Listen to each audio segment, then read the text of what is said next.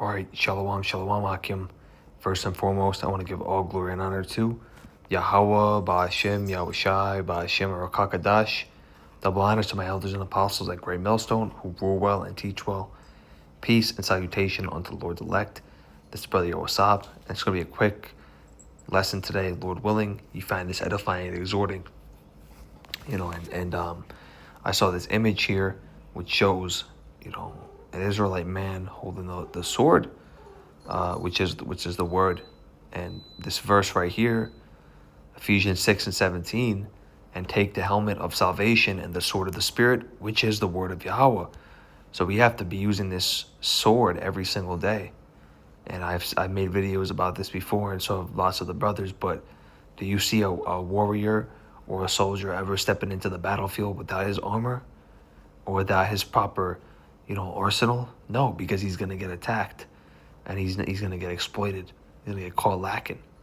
So you want to make sure that you're prepped up in all sorts of ways possible, man. And sometimes, we gotta hear this again, man, and we gotta get in that proper vibration every single day that we step foot out into the world, man. And deal with people on a carnal level. And even when we're in our house, man, even when we're sleeping, man, because the devil, he don't take no coffee breaks, man. He don't take no coffee breaks. He doesn't care that you're relaxing. He's gonna try to find any way to attack you, man. So we have to stay in the spirit at all times. Let's bring this out. Let's bring out Ephesians chapter 6.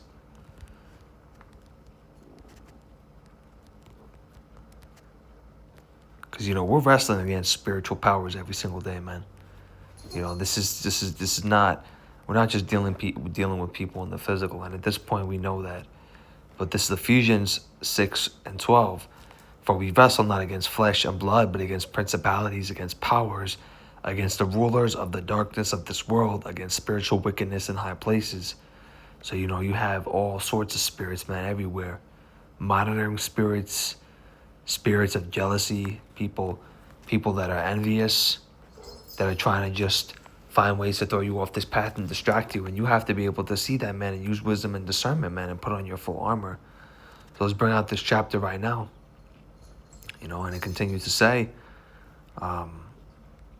wherefore take unto you the whole armor of Yahweh, that ye may be able to withstand in the evil day, having done all to stand.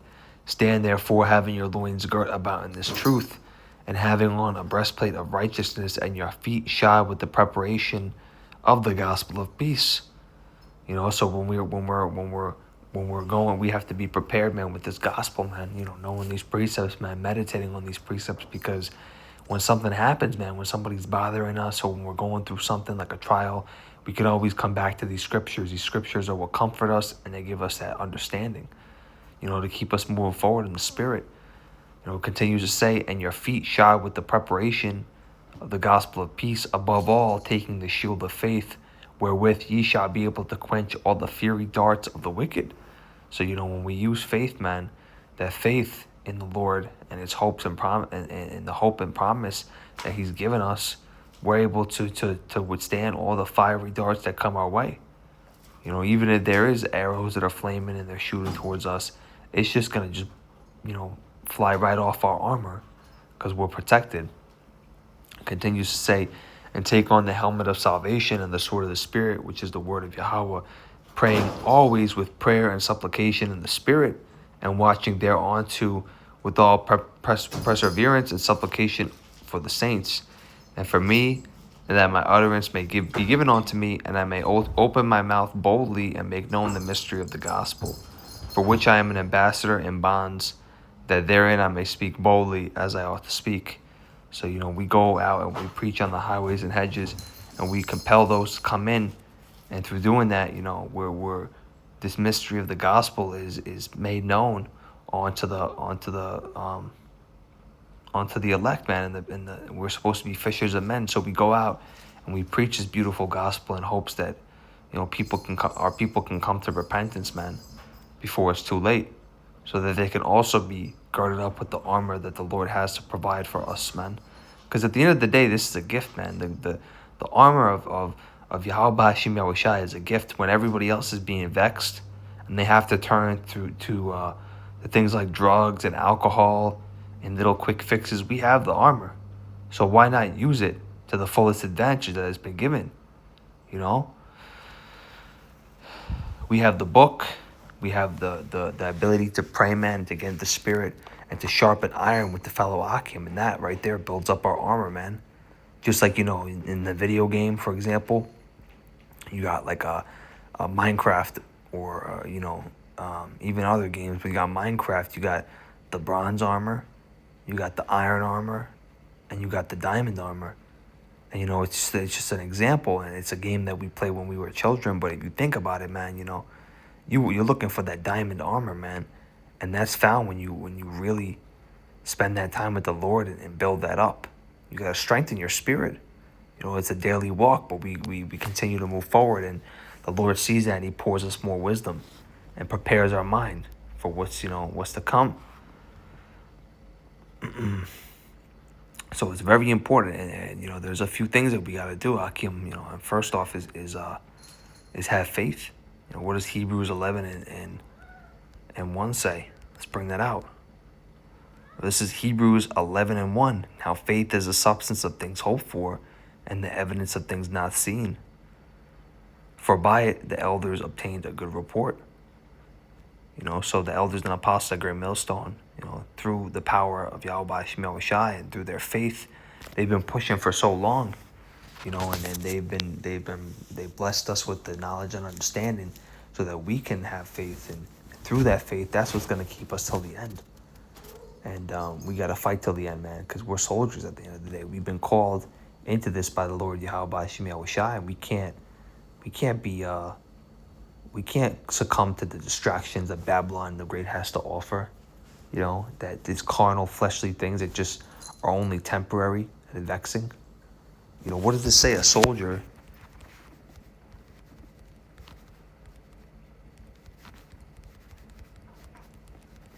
Let's see if this comes out.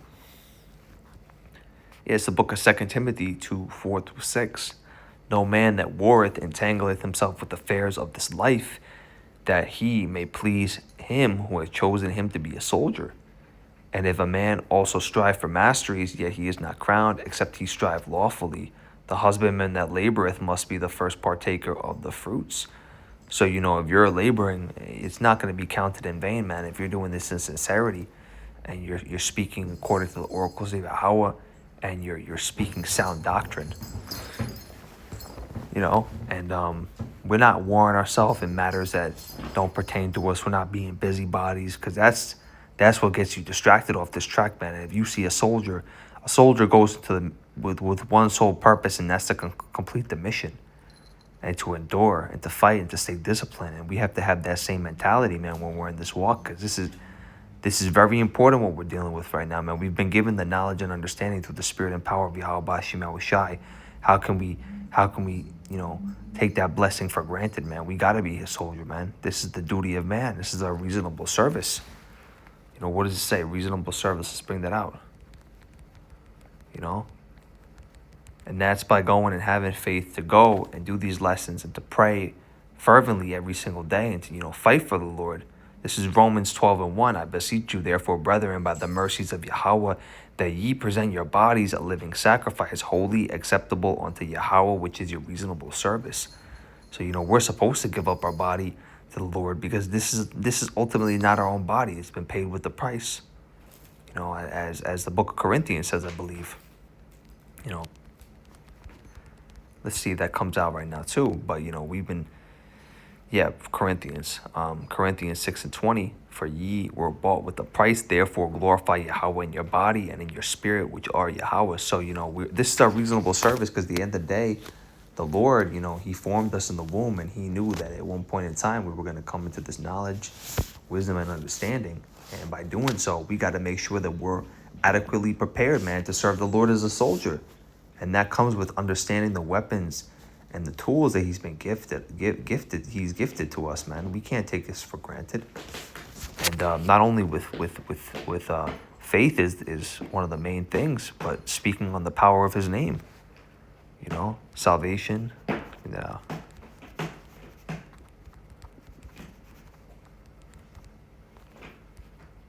This is Acts 4 and 12. Neither is there salvation in any other, for there is none other name under heaven given among men whereby we must be saved. So, ultimately, we're going to be taken and delivered, by calling upon the name of the Lord, man, and fighting till the end and enduring in sincerity, man. But the true name, Yahweh, which means He that exists, and His only begotten Son, Yahweh Shai, He that delivers, who the world ignorantly calls Jesus Christ, but that's not His true name. His true name is Yahweh Shai.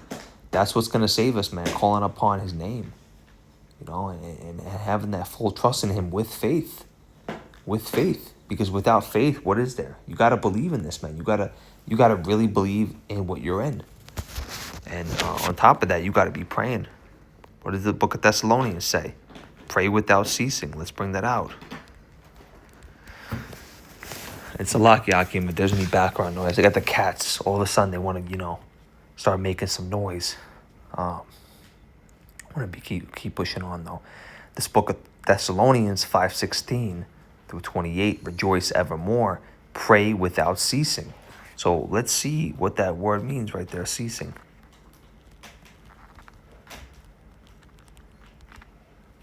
It says to come or bring to an end. So it says you're not supposed to bring that to an end. You're never supposed to bring that to an end, because we there's no limit to how much we can push, man, and learn and grow. So there's nothing saying that we gotta stop for the day, that we're tapped out. We always gotta pray, man. Look at David. David was praying all the time, man, and so was Daniel. And when Daniel was going through the fire, man, with Shadrach, Meshach, and Abednego, he was praying onto the Lord, and Yahweh Shai was with them, man, when they were in that pit. And the Lord takes us through the battles that we go through, man. But we gotta pray and call unto Him, because without Him, we're nothing. And that's prayer is a powerful weapon. Do not neglect prayer, Akim. You should be praying all the time. Okay, that's one of the main tools, man. Okay, so it says quench not. It says, in everything I give thanks, for this is the will of Yahweh and Hamashiach Yahweh Shai concerning you. So this is His will. This is His will. Everything that we do, we got to give thanks. It says, quench not the spirit, despise not prophesying, prove all things, and hold fast that which is good. Abstain from the appearance of evil. So it says, quench not the spirit. We're not supposed to be holding our spirit, captive and refraining it from the nutrients that it needs. Because what does Baruch 4:28 say? Because sometimes we can get distracted, Akim. When we're living in this flesh, we got to keep going. There's no limit, man. We can't quench the spirit. It says Baruch 4:28, for as it was your mind to go astray from Yahweh, so being returned, seek Him 10 times more. So there's no limit as to how much you could seek the Lord, man. If you're going even harder, you're doing more lessons. If the Spirit is on you to just keep pushing more and more, don't stop. Because what else are you going to be doing? You're going to be scrolling on Instagram and bullshitting. If you're not doing these lessons, man, there's just Satan's going to try to find other ways to distract you, man. That's why, on top of doing these lessons, praying, learning these scriptures, watching the elders and apostles, and growing and edifying.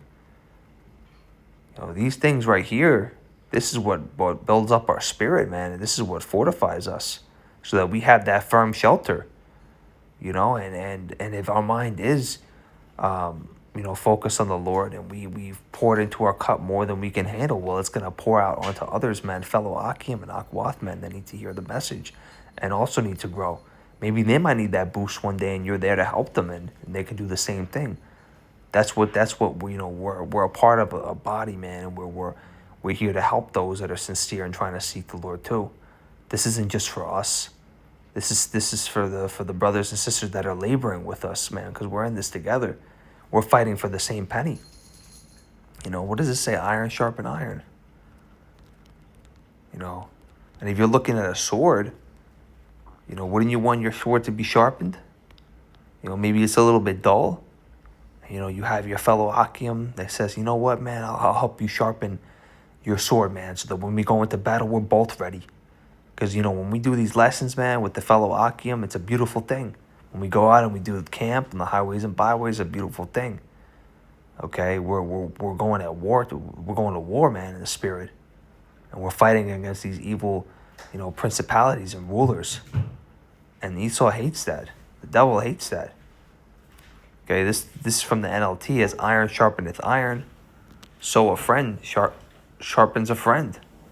So, with praying, with edifying, we can pour into the people around us and build the body. These are very important things, Aki, and we cannot neglect this. Of course, we're supposed to work out our own salvation, first and foremost with fear and trembling, but we're also called to go, fish for the elect. And in doing so, we end up growing ourselves. Let's bring out Hebrews 4:12.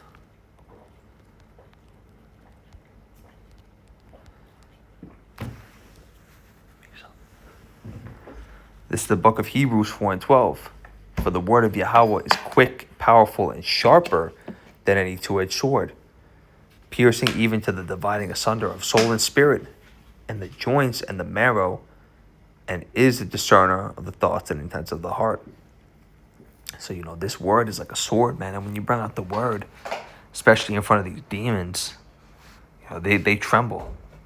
They get cut up. And, you see the power of this word, man. When you bring out a precept that gets a demon pissed off, man, you see how angry they get, man. The demons come out, and that just shows you how powerful this Bible is, man, what we're dealing with right now. This literally fights our battles, man. This is what gets us through everything, man, because when Esau and all these other people are fighting with guns and all these other methods, man, of technology and manipulation, that's only vain. That's carnal. But what does it say? The weapons of our warfare are not carnal. We got this sword, man, which is this word. And let's see.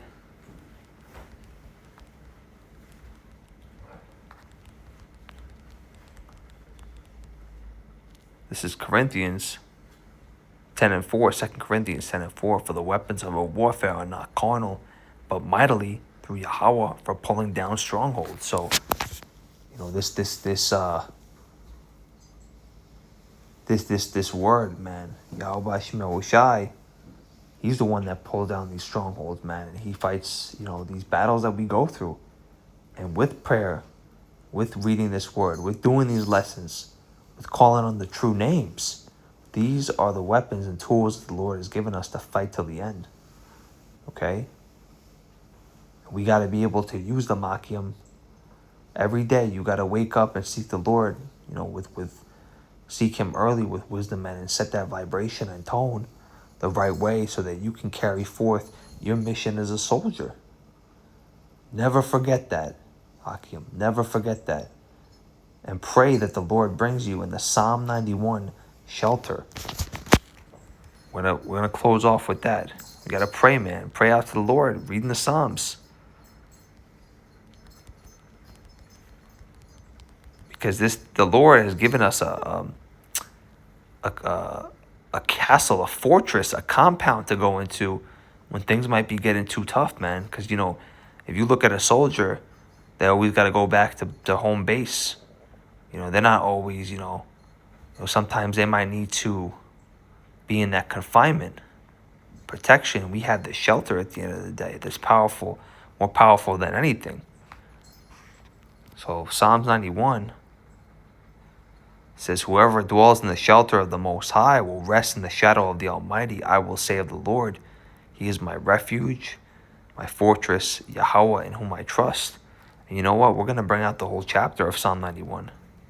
Because this is very important. And this precept we bring out this chapter a lot, but it has so much power in it, Akim. Okay, this is Psalm 91. We could read it in the NLT, actually.